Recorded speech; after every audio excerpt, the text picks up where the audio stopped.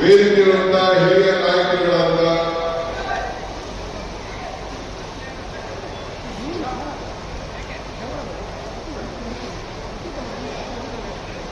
HM. ರೇವಣ್ಣವರೇ, ನಮ್ಮ ಸುದರ್ಶನ್ ಅವರೇ,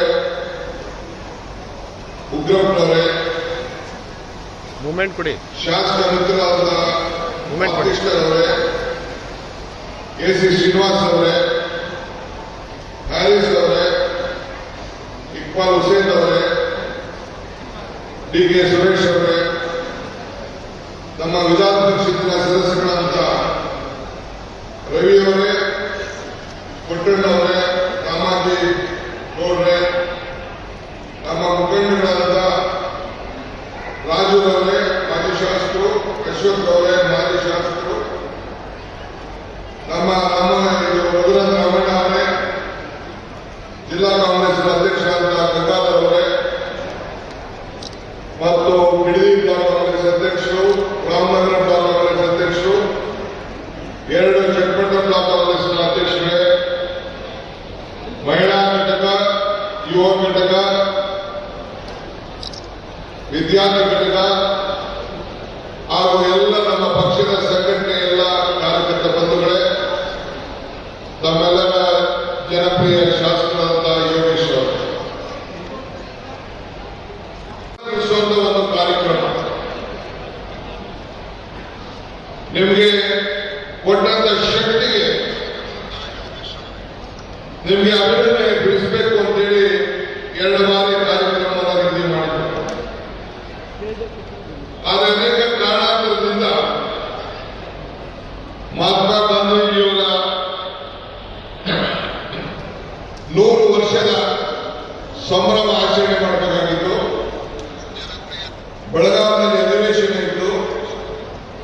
ಆ ದೃಷ್ಟಿಯಿಂದ ಮುಂದೂಡಿದರು. ಆದರೆ ಅಸೆಂಬ್ಲಿ ಹೋಗಲು ಮುಂಚಿತವಾಗಿ ಶಿಗ್ಗಾಂವ್ ಮತ್ತು ನಮ್ಮ ಬಳ್ಳಾರಿಯಲ್ಲಿ ಏನು ಸಂಡೂರು ಇದೆ, ಅವೆರಡೂ ಕೂಡ ಒಂದು ದಿನ ಹೋಗಿ ನಾನು ಮುಖ್ಯಮಂತ್ರಿಗಳು ಅಭಿನಂದನೆ ಸಲ್ಲಿಸುವಂತ ಕೆಲಸವನ್ನು ನಾವು ಮಾಡಿದ್ದೇವೆ. ಇವತ್ತು ಮುಖ್ಯಮಂತ್ರಿಗಳು ಹೊರಡ್ತಾ ಇದ್ರು. ಬೆಳಗ್ಗೆ ಅವರಿಗೆ ಕಾಲು ಹುಡುಕಿ ನಮ್ಮ ಮಣಿಪಾಲ್ ಆಸ್ಪತ್ರೆಗೆ ಹೋಗಬೇಕಾದಂತಹ ಪರಿಸ್ಥಿತಿ ಬಂತು. ನನಗೆ ಫೋನಲ್ಲೂ ಕೂಡ ಮಾತಾಡೋದು, ನಾನು ಮಾತಾಡಿದೆ. ಮಣಿಪಾಲ್ ಆಸ್ಪತ್ರೆಗೆ ಹೋಗಿ ಅಲ್ಲಿ ಚೆಕ್ ಮಾಡಿಸಿ ಸಣ್ಣ ಫ್ರಾಕ್ಚರ್, ರಿಪೀಟ್ ಫ್ರಾಕ್ಚರ್ ಆಗಿದೆ, 4 ದಿನ ಇಲ್ಲೂ ಓಡಾಡಬೇಡಿ ಅಂತೇಳಿ ಡಾಕ್ಟರು ಅವ್ರಿಗೆ ಆದೇಶ ಕೊಟ್ಟ ಮೇಲೆ ಸಲಹೆ ಮೇರೆಗೆ ಅವರು ಇವತ್ತೆಲ್ಲ ಕಾರ್ಯಕ್ರಮಗಳನ್ನು ರದ್ದು ಮಾಡಿದ್ದಾರೆ. ಅನಿವಾರ್ಯತೆಯಿಂದ ಇವತ್ತು ಆ ಕಾರ್ಯಕ್ರಮಕ್ಕೆ ನಿಮ್ಮನ್ನೆಲ್ಲ ಉದ್ದೇಶಿಸಿ ಮಾತಾಡಕ್ಕೆ ಅವರು ಬರಕ್ಕಾಗ್ತಿಲ್ಲ. ಆದರೆ ಇವತ್ತೆಲ್ಲ ನಮ್ಮ ನಾಯಕರುಗಳು ಏನು ಸ್ಟೇಜ್ ಮೇಲಿದ್ದಾರೆ, ಇನ್ನು ಬಹಳ ಜನ ನಾಯಕರುಗಳು, ಮಂತ್ರಿಗಳೆಲ್ಲ ಕೂಡ ಬಂದು ಹಗಲು ರಾತ್ರಿ ದುಡಿದು ನಿಮ್ಮ ಹೃದಯವನ್ನು ಗೆದ್ದು ಅವರು ಇವತ್ತು ಅವರು ಕೂಡ ನಮ್ಮ ಚುನಾವಣೆಯಲ್ಲಿ ವೇದಿಕೆಗಳವರು ಮತ್ತು ಬೇರೆಯವರೆಲ್ಲ ಕೂಡ ಕಳಿಸಿ ಸಹಕಾರ ಕೊಟ್ಟಿದ್ದಾರೆ. ಪಕ್ಷದ ಪರವಾಗಿ ನಾನೊಬ್ಬ ರಾಜ್ಯ ಅಧ್ಯಕ್ಷ ಆಗಿರ್ಬೋದು, ಒಬ್ಬ ಈ ಜಿಲ್ಲೆಯ ಒಬ್ಬ ಶಾಸಕರಾಗಿದ್ದರೂ ಕೂಡ ಅವರೆಲ್ಲರೂ ಕೂಡ ನಾನು ಕೃತಜ್ಞತೆಯನ್ನು ಸಲ್ಲಿಸಲಿಕ್ಕೆ ನಾನು ಬಯಸ್ತಾ ಇದ್ದೇನೆ. ನೀವು ಕೊಟ್ಟಿರೋದು ಮತ ಅಭಿವೃದ್ಧಿಗೋಸ್ಕರ ನೀವು ಕೊಟ್ಟಿದ್ದೀರಿ ಅನ್ನೋದು ನನಗೆ ನಂಬಿಕೆ ಇದೆ. ನಾನು 89ರಿಂದ ಈ ಜಿಲ್ಲೆಯ ಶಾಸಕರಾಗಿ ಕೆಲಸ ಮಾಡ್ತಾ ಇದ್ದೀನಿ. ಅವತ್ತು ಈ ಭಾಗದಲ್ಲಿ ಕನಕಪುರದಲ್ಲಿ ಸಿದ್ದಿಯಾರವರು ಗೆದ್ದಿದ್ರು. ನಾನು, ಸಾಧಾರಿಕಾರವರು, ರೇವಣ್ಣವರು, ಆಗ ನಾವು ಕಾಂಗ್ರೆಸ್ನಿಂದ ಈ ಭಾಗದಲ್ಲಿ ಹಳೆ ಈ ರಾಮನಗರ ಜಿಲ್ಲೆ, ದಕ್ಷಿಣ ಜಿಲ್ಲೆ ಸೇರಿ ಹೊಸ ಕರೀತಾ ಇದ್ರು, ಅದರಲ್ಲಿ ಗೆದ್ದಿದ್ರು. ಈಗ 4ಕ್ಕೆ 4 ಮೊದಲನೇ ಬಾರಿಗೆ ಕಾಂಗ್ರೆಸ್ ಪಕ್ಷದ ಶಾಸಕರಾಗಿ ಒಂದು ಸರ್ಕಾರ ಇದ್ದಾಗ ಅತಿ ಹೆಚ್ಚು ಶಕ್ತಿ ಬಂದಂತಹ ಒಂದು ವ್ಯವಸ್ಥೆಯಲ್ಲಿ ನಾವೆಲ್ಲ ಕೆಲಸ ಮಾಡ್ತಾ ಇದ್ದೀವಿ. ನಾನು ಯಾರು ಟೀಕೆ ಮಾಡುವಂತ ಅವಶ್ಯಕತೆ ಇಲ್ಲ. ಯಾರು ನನ್ನನ್ನ ಸುರೇಶ್ನ ಅಪೂರ್ವ ಸಹೋದರರು ಅಂತ ಕರೆದು ಅವ್ರ ಬಗ್ಗೆ ನಾನೇನು ನೆನಪು ಮಾಡಿಕೊಂಡು ಯಾರು ಟೀಕೆ ಮಾಡುವಂತ ಅವಶ್ಯಕತೆ ಇಲ್ಲ. ಕುಮಾರಸ್ವಾಮಿ ಅವರು ಎಷ್ಟು ತುಚ್ಛವಾಗಿ ಮಾತಾಡಿದ್ರು ಕೂಡ ಅವ್ರ ಬಗ್ಗೆನೂ ಕೂಡ ನಾನು ಚಿಂತೆ ಮಾಡುವಂತ ಅವಶ್ಯಕತೆ ಇಲ್ಲ. ನಿಮ್ಮ ತೀರ್ಪು ಎಲ್ಲದೂ ಕೂಡ ನಿಮ್ಮ ತೀರ್ಪೇ ಉತ್ತರ. ಮಾನ್ಯ ಶ್ರೀ ದೇವೇಗೌಡರಿಗೂ ನಿಮ್ಮ ಉತ್ತರ, ಯಡಿಯೂರಪ್ಪನವರಿಗೂ ನಿಮ್ಮ ಉತ್ತರ. ಸಂದರ್ಭದಲ್ಲಿ ಪ್ರಾರಂಭದಲ್ಲಿ ಯೋಗೇಶ್ ನಮ್ಮ ಪಕ್ಷಕ್ಕೆ ಸೇರಿದವರ ನೀವು ನಮ್ಮ ಕಾರ್ಯಕರ್ತರು ತೋರಿಸಿದ ಬೆಂಬಲ, ಪ್ರೀತಿ, ವಿಶ್ವಾಸ ಆಂಜನೇಯ ಸ್ವಾಮಿಯಿಂದ ಕೇವಲ ಆಂಜನೇಯ ಸ್ವಾಮಿ ದೇವಸ್ಥಾನಕ್ಕೆ ಹೋಗಿ ನಾನು ಆ ದೇವರಿಗೆ ಪ್ರಾರ್ಥನೆ ಮಾಡಿದೆ. ಒಂದೇ ದಿನ 15 ದೇವಸ್ಥಾನಗಳಿಗೆ ಭೇಟಿಯನ್ನು ಕೊಟ್ಟು ಆ ದೇವರಲ್ಲಿ ಪ್ರಾರ್ಥನೆ ಮಾಡಿಕೊಂಡು ರಾಮನ ತಂದೆ ದಶರಥ ಮಹಾರಾಜ, ರಾಮನ ಭಟ್ಟ ಆಂಜನೇಯ, ರಾಮನ ತಂದೆ ದಶರಥ ಮಹಾರಾಜರ ದೇವಸ್ಥಾನ ಎಲ್ಲೂ ಇಲ್ಲ. ಆದರೆ ರಾಮನ ಭಟ್ಟ ಆಂಜನೇಯ ದೇವಸ್ಥಾನ ಬೆಂಗಳೂರಿಂದ ಚನ್ನಪಟ್ಟಣದವರೆಗೂ ಒಂದು 15-20 ಕಡೆ ಇದೆ. ಆಂಜನೇಯನ ಯಾಕೆ ಜನ ಗುರುತಿಸ್ತಾ ಇದ್ದಾರೆ ಅಂತಂದ್ರೆ ಆಂಜನೇಯ ಒಬ್ಬ ಪ್ರಾಮಾಣಿಕವಾದಂತಹ ಸೇವಕ, ಸೇವಕನಿಗೆ ಅದಕ್ಕೆ ಸಮಾಜವನ್ನು ಗುರುತಿಸ್ತದೆ. ಹಾಗೆ ನಾವು ಸಮಾಜದಲ್ಲಿ ನೀವೆಲ್ಲ ಕೂಡ ಸೇವೆ ಮಾಡೋರಿಗೆ ನೀವು ಗೌರವ ಕೊಡ್ತೀರಿ ಅನ್ನೋ ದೃಷ್ಟಿಯಿಂದ ನಮಗೆಲ್ಲ ಸಹಕಾರ ಕೊಟ್ಟಿದ್ದೀವಿ. ಅರ್ಜಿಗಳು 300 ಎಕರೆಗಳನ್ನ ಕುಸಿದ್ದೇವೆ. ಬಡವರಿಗೆ ಸೈಟ್ ಕೊಡಬೇಕು ಅಂತೇಳಿ ಈಗಾಗಲೇ ಸೈಟ್ ಕೆಲಸ ನಡೀತಾ ಇದೆ. ಜಮೀರ್ ಅವರು 5,000 ಮನೆಗಳನ್ನು ಕೊಟ್ಟಿದ್ದಾರೆ. ಅವೆಲ್ಲ ಮನೆಗಳು ಕೂಡ ಹಂಚಂತ ಕೆಲಸವನ್ನು ನಾವು ಮಾಡ್ತೇವೆ. ಯಾರು ಕೂಡ ಲಂಚ ಕೊಡಲಿಕ್ಕೆ ಈ ಡಿ.ಕೆ. ಶಿವಕುಮಾರ್, ಯೋಗೇಶ್ ಅವಕಾಶ ಕೊಡುವುದಿಲ್ಲ. ನೀವೊಬ್ಬರು ಕೂಡ ಒಂದು ಸೈಟ್ಗಾಗಲಿ ಒಂದು ಮನೆಗಾಗಲಿ ಯಾರು ಕೂಡ ಲಂಚ ಕೊಡಬಾರದು. ಇದು ನಮ್ಮೆಲ್ಲರ ಮನವಿ.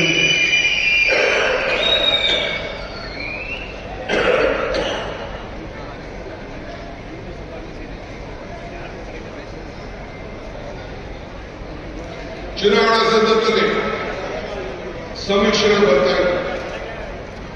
ನಾನು ಚುನಾವಣೆ ಮುಂಚಿತವಾಗಿ ಹೇಳಿದೆ ನನ್ನ ಮಾಧ್ಯಮ ಸ್ನೇಹಿತರಿಗೆ,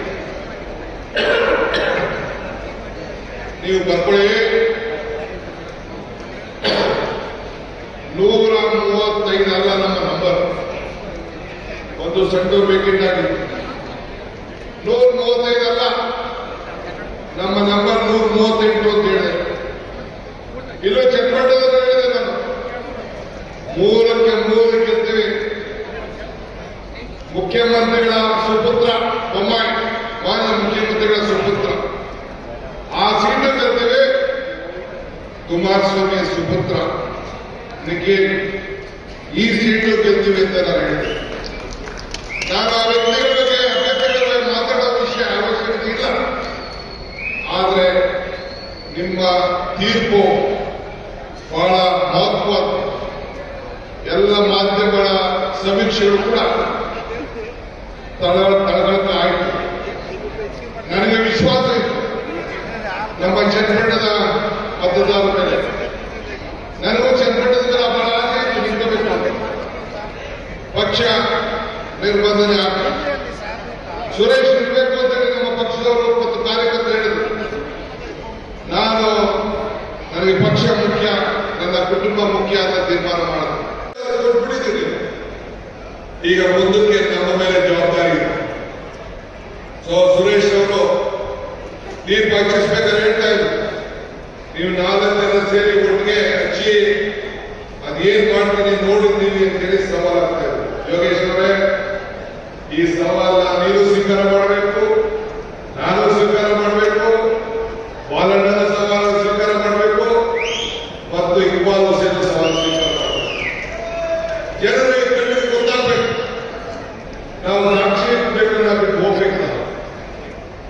ಇವತ್ತು ಚನ್ನಪಟ್ಟಣ ಮತದಾರರಿಗೆ ಅವರ ಕಣ್ಣಿಗೆ ಬಣ್ಣನ ಬೂದಿಯನ್ನು ಏರಿಸಲಿಕ್ಕೆ ಸಾಧ್ಯ ಇಲ್ಲ ಅನ್ನೋದಕ್ಕೆ ಇವತ್ತು ನಮ್ಮನ್ನ 25,000 ಹಂತದಿಂದ ಗೆಲ್ಲಿಸಿ ಇಡೀ ರಾಜ್ಯಕ್ಕೆ ಒಂದು ದೊಡ್ಡ ಸಂದೇಶವನ್ನ ಕಳಿಸ್ಕೊಟ್ಟಿದ್ದಾರೆ.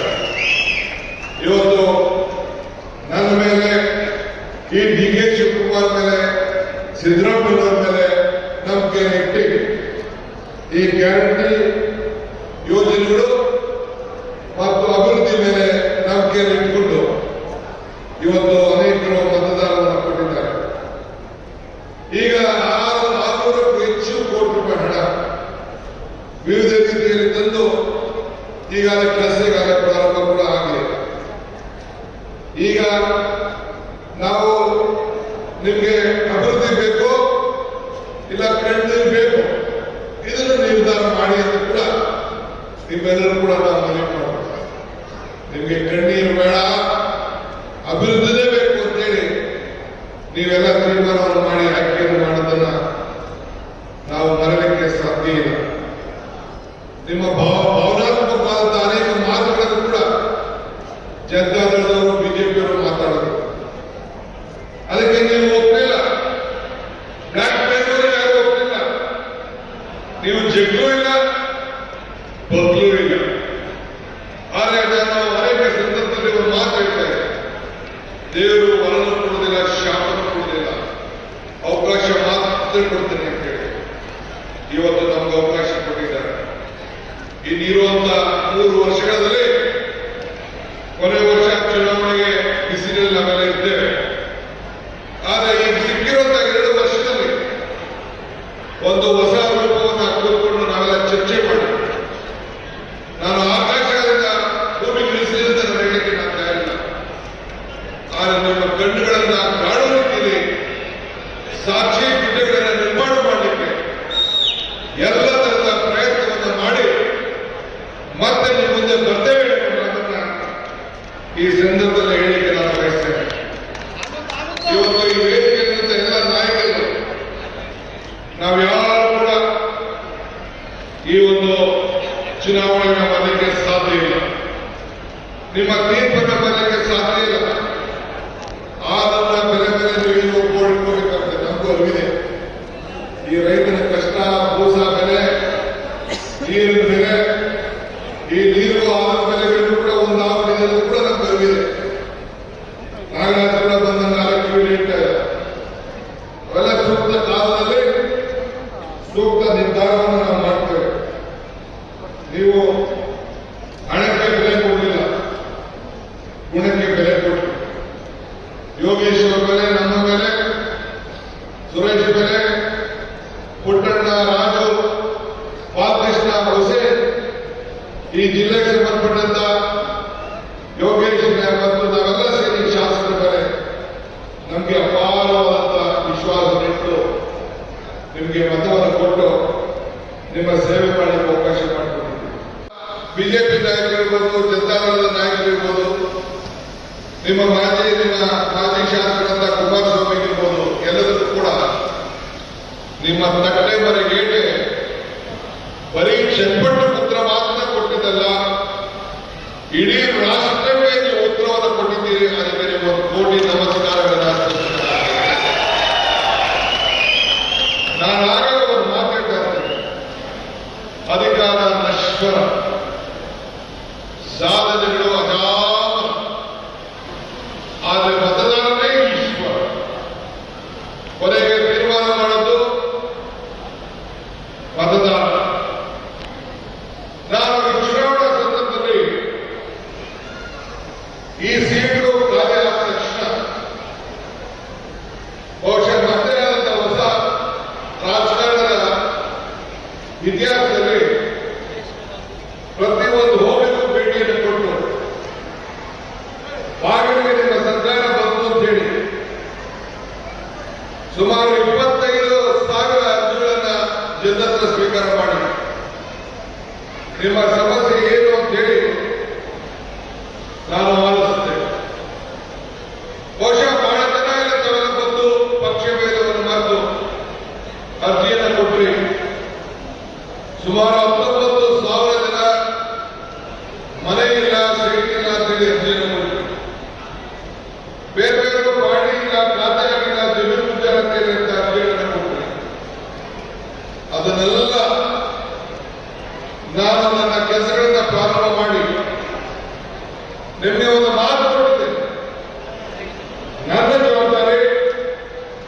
ಇಲ್ಲಿ ಯಾರು ಕ್ಯಾಂಡಿಡೇಟ್ ಆಗ್ತಾರೆ ಅದು ಮುಖ್ಯ ಅಲ್ಲ. ಈ ಡಿ.ಕೆ. ಶಿವಕುಮಾರ್ ಕ್ಯಾಂಡಿಡೇಟ್ ಅಂತ ನಾನು ಹೇಳಿದ್ದೆ. ಇವತ್ತು ಹೇಳ್ತಾ ಇದ್ದೇನೆ, ಯೋಗೇಶ್ ಎಲ್ಲ ಕ್ಯಾಂಡಿಡೇಟ್, ಈ ಡಿ.ಕೆ. ಶಿವಕುಮಾರ್ ಕ್ಯಾಂಡಿಡೇಟ್ ಅಂತ ಮಾತನಾಡಿದ್ದಾರೆ.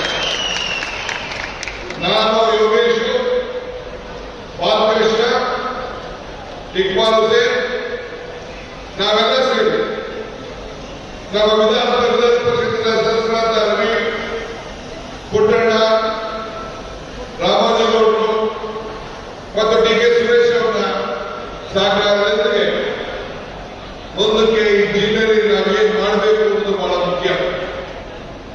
ಈಗಾಗಲೇ ನಾನು ಚರ್ಚೆ ಪ್ರಾರಂಭ ಮಾಡಿದ್ದೇನೆ. ಇಲ್ಲಿ ಬರಕ್ಕಿಂತ ಮುಂಚಿತವಾಗಿ ನನ್ನ ಎಲ್ಲ ಜಿಲ್ಲಾಧಿಕಾರಿಗಳಿಗೆ ನಿರ್ದೇಶನವನ್ನು ಕೊಟ್ಟಿದ್ದೇನೆ. ಇನ್ನೊಂದು ವಾರದಲ್ಲಿ ನಾನು ವಾರ 8 ದಿನದಲ್ಲಿ ಬಂದು ಇದೇ ಚನ್ನಪಟ್ಟಣದಲ್ಲಿ ಒಂದು ರಿವ್ಯೂ ಮಾಡಿ ಏನೆಲ್ಲ ಮಾತು ಕೊಟ್ಟಿದ್ದೇನೆ ಆ ಮಾತನ್ನ ಉಳಿಸುವಂತ ಕೆಲಸವನ್ನು ನಾವು ಮಾಡ್ತೇವೆ ಅನ್ನೋ ಮಾತನ್ನ ಇವತ್ತು ಮಹದೇಶ್ವರನ ಸನ್ನಿಧಿಯಲ್ಲಿ ನಾನು ಹೇಳ್ತಾ ಇದ್ದೇನೆ. ನಾನು ಯೋಗೇಶ್ ಅವರು ದೇವಸ್ಥಾನ ಕಟ್ಟಿದ್ದಾರೆ, ವಿಶ್ವನಾಥ ದೇವಸ್ಥಾನ ಕಟ್ಟಿದ್ದಾರೆ, ಮಹದೇಶ್ವರ ದೇವಸ್ಥಾನ ಕೂಡ ಕಟ್ಟಿಸಿದ್ದಾರೆ.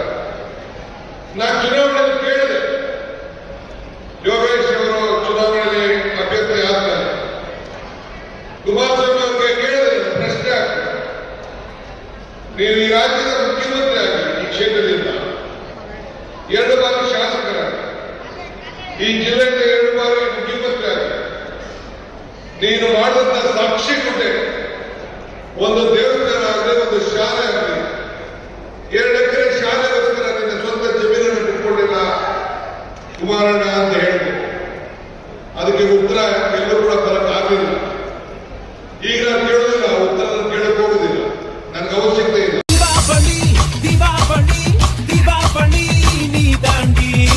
ஆரம்பிக்கலாங்களா?